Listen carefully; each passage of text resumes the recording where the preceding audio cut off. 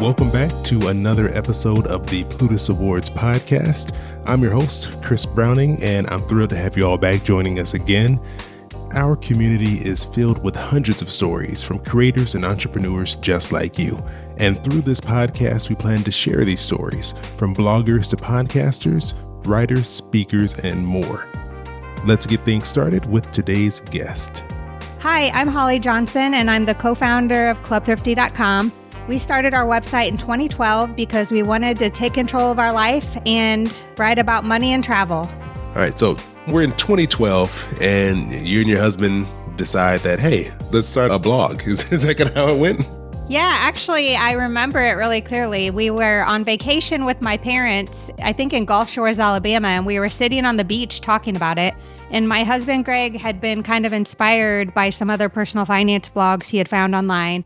And he wanted us to start a website about our personal journey, paying off debt and trying to get a better handle on our lives and our finances, and came up with a name for our website on the beach on vacation. And we actually had like 5 names. I forget what the other ones were, but we totally did. We just kind of made it up.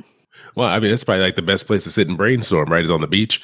I am always way more inspired about everything when I travel. When I'm home, I'm very uninspired for some reason. Well, I mean, you spend an amazing amount of time not at home each year, right?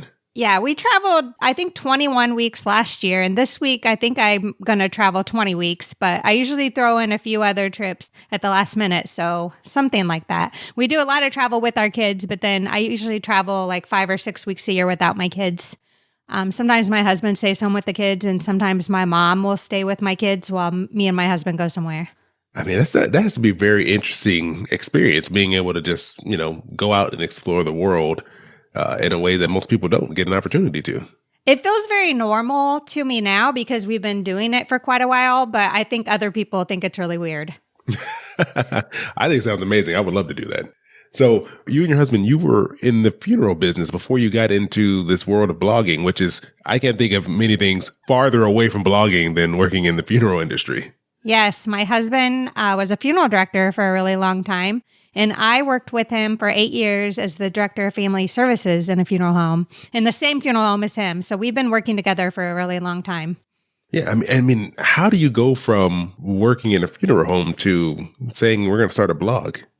Well, it's kind of all connected because we worked in the funeral home and we didn't have a ton of debt, but we had car loans and student loans. And that's one of the things that inspired us to start our website, Club Thrifty, is we kind of wanted to document our journey out of debt and more towards the lifestyle that we wanted. But the funeral industry is actually really hard because my husband was on call a third of his life because there were 3 funeral directors, and we had to work weekends and nights and holidays. And I mean, there's definitely points in there where we started to see our blog and other online ventures as a way we could potentially get out of our jobs. But regardless, we did love our time in the funeral home, but it really taught us a lot about the kind of lifestyle that we wanted. And we not only did we want to pay off debt and get a better handle on our finances, but we really wanted a lot more freedom in our lives. When we worked in the funeral home, we had 15 PTO days, which were also our sick days. And so we really just got to go on 1.5 weeks of vacation per year. And then the rest was taking care of the kids or going to see family. So we just didn't have a lot of freedom. And somewhere along the way, we were able to quit our funeral home jobs to write and blog full time. How did you consider blogging a viable option? That's a big leap. Well, we actually didn't really know how much money websites could make. And when we started, I don't think we really made very much money for at least a year, probably more than that. So we started our website in 2012. I was able to quit my job to do our website and write full time in 2013, but I was making most of my money freelance writing at the time. And then over time, we just learned about affiliate marketing, ads, all the things that make blogs profitable. And my husband was able to quit his job to blog full-time in 2015. So he's been home a little over 5 years.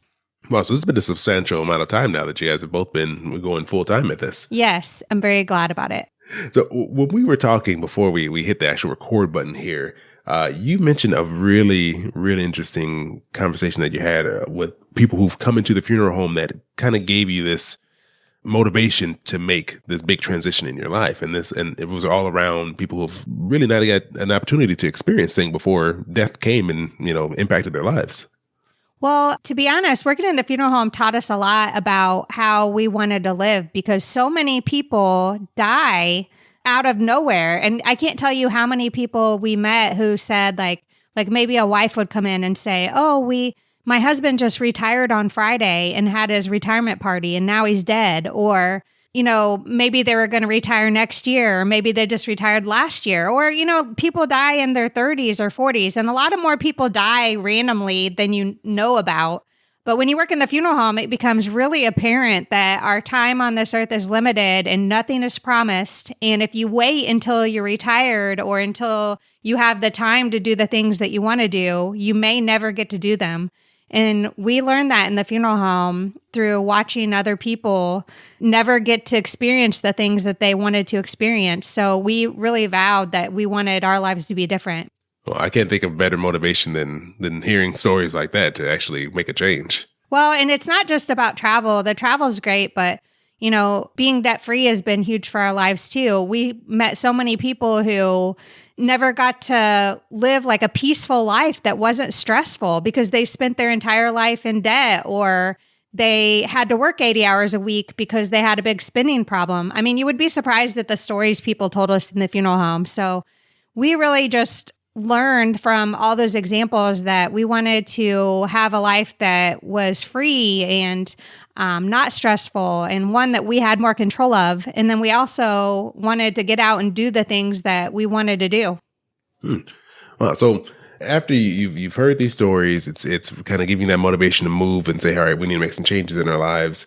You quit your job in 2013. You said your husband ends up quitting in 2015. What happened in the process of you getting into freelance writing and kind of building your own brand? What was it that changed things to allow you to make these big moves in your lives? Well, just being able to make enough money that it made financial sense, because when I quit my job to write full-time, he still had a full-time job that paid really well. So even though I was taking a risk by leaving my good job, we still had somebody in a full-time job with benefits. But obviously having two parents at home and nobody having a real job is a lot different. So we just needed to earn a lot more money to feel confident in being able to do that. And that's what we did. And what was the biggest impact for you? Was it through expanding your freelance writing? Was it through building your brand and your site? What was it that really made that change for you? Well, writing is a big part of it. I've earned a lot of money writing. I do really well, but our website has obviously made a lot more money over time. My husband's making considerable amount more than he ever made in the funeral home, even when you count the fact that we have to buy our own benefits. So in terms of what made a big difference, I would say learning to grow our website, learning to monetize our website, because if you don't monetize your website, it's really just not going to make any money for you. You have to be active and intentional about it. So he does our website full time. I actually don't really deal with the monetization part, but he's done really well and I'm really proud of him. Yeah, I mean, it sounds like you guys are building something really big over there. Yeah, we're doing really well. So was it just a natural division of work? 'Cause sometimes it can be, difficult, couples working together. Was it natural that you gravitated more towards the personal finance and the freelance side of things, and he decided to stick more on the travel side with Club Thrifty? Well, I'm a solo worker. I really don't like to work with other people. So I think he would be fine working with me, but I just can't be bothered. So I'm kind of like a task-oriented person. So I think that's why writing works so well for me versus blogging. Because with blogging, you have to think about the big picture, and something you do today may not pay off for, 5 months or something. But with writing and the little projects that I do one, get paid, And I really like that. That works for my personality. So I think that's just what naturally happened between the two of us. And to be honest, it's probably good that we don't work together like on a full-time basis, because we live together, we have kids together, we share a home together. So it's nice to have a little bit of separation in terms of our professional lives, even if we're like 10 feet away from each other. It is something different though about, even though you're close, you're working on something completely separate. It's I don't need to ask that person to help me with what I'm doing right now. Exactly. So for someone who's listening to this and they're like, this sounds amazing. I really like what I'm hearing right here. I would like to give this a try. What would you say to someone who's looking to make that transition? They've maybe started to dip their toe into writing. but still working a full-time job, but they would love to make that transition. What would be something you would say to them or a piece of advice you would give to them? Well, I actually have a really popular freelance writing course called Earn More Writing. And then there's a second one called Earn More Writing Pro. And then there's a third one called Earn More Travel Writing. And so I offer courses for people who want to break into freelance writing. And I have about 1,000 people in my course right now. And a lot of people have a lot of success. But if you want to get started on your own, I would say that online freelance writing isn't that hard to break into. You really just need to find a way to get published a few places, and then you can use those pieces on your portfolio to get more jobs, and it kind of snowballs from there. So I think blogging is a good way to break into freelance writing because you are able to publish your own work on your own website, even if nobody's going to hire you. So I would say that starting a blog is a really good first step if you want to get started as a freelance writer. So it sounds like it is that proof of your work. You need to be able to show that you're able to produce in order to even begin to get those first few opportunities. Yeah, exactly. Because if you've never had anything published online, you're not going to get hired. And sometimes it's really hard to get somebody to just give you a chance. So I always tell people to start maybe with their own website and then to trade guest posts with other bloggers. And then poof, you have something published somewhere else. Okay, so the key is not to, if you have a blog, publishing stuff on your own site is nice, but it's really getting published somewhere that you don't own. Yeah, exactly. Because then it makes people realize that you might have what it takes to do the kind of work that they want you to do. It's proof. So I think that's a really good first step. And then you kind of use that to climb the ranks and get better jobs over time. Okay. And I know you mentioned that your husband was the one who focuses on travel. That's his thing with the Club Thrifty side of thing. You're more on the personal finance freelance side of things. So there's so much variety when it comes to personal finance. There's so many things you could potentially be writing on. And I think it could be overwhelming trying to figure out what topic am I going to cover? Am I going to need to be able to cover everything? Or should I focus on a specific area? So what is your advice for someone who's getting into the whole freelance writing game? How do you focus it?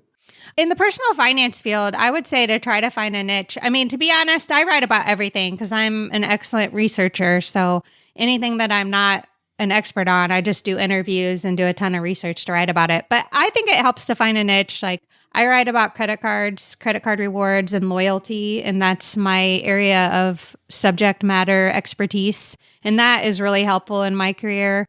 I know some people who write about like higher education and they know everything. And so they're really good at niching down into that. I know people who write almost solely about investing and they're so knowledgeable and they have so much experience in that field, they can demand really high rates for the articles that they're writing. So I think it's helpful to learn about something. You don't have to be an expert to write about it necessarily if you're willing to do a ton of research and interviews, but it helps to have some knowledge.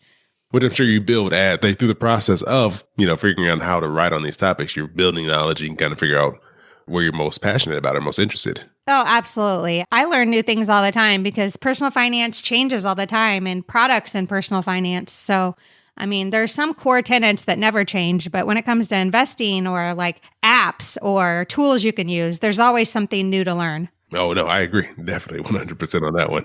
Right. And so I'm assuming then that this style of work that you've chosen really does make it conducive for you to travel as much as you two do. Yes, because we travel about 20 weeks of the year or more, but I work some of that. I don't take all that off. Like for example, I'm taking 16 days of spring break with my kids and I have 4 work days planned during that time. So I don't just jet off for, 2 or 3 weeks at a time, but I do get to take a lot of time off, and it's very convenient to be able to work anywhere there's an internet connection because that makes it a lot easier to go on longer trips. Oh, yeah, I can imagine. Like you don't want to go somewhere where you're so remotely isolated. You're like, I can't get anything done. I don't book anything where I don't have Wi-Fi. That's a good policy to have. Yeah. So, I mean, since you've been doing this for so long now, so at this point, we're looking at 8 years from the very start. How have things changed for you in your whole experience with writing and kind of what is your outlook for the future? Well, our lifestyle has changed a lot. We were working difficult jobs, long hours, lots of hours, barely any time off. We made decent money, but it wasn't nearly enough for what we gave up. Obviously, we earn a lot more money now and we have ultimate freedom over our time and our lives. In terms of like what I see in the future, more of the same. Honestly, I just want to keep My husband and I are on path for like pretty early retirement. We could probably retire a lot earlier, but we have an 8 and a 10-year-old. So we're 40 now. I think we'll retire at 50, pretty wealthy if things keep going the way that they're going right now. So we're kind of on the early retirement, but not the drastic early retirement path. And just trying to keep all the balls in the air so we can reach all those goals. 50 is a very nice age to be retiring at, if you ask me. I'd be 100% happy with that. Yeah. Well, I'm not sure we'll retire all the time, but I think like based on projections on like investing and what the money that we set aside every month, we should be able to not work at all at that point and never have to work again. But that doesn't mean that we won't keep working in some capacity. Exactly. You don't plan on just going and sitting on the beach forever. No. And like, I think there's a lot of unknowns when you have kids. Like, I want to pay for my kids' college. I want to have some sense of where they are in their lives before I quit working. So we aren't the like retire at, 42 people and then live on rice and beans. We're just not like that. Plus, I like having money. So I'm willing to work longer because a lot of the things I do are expensive.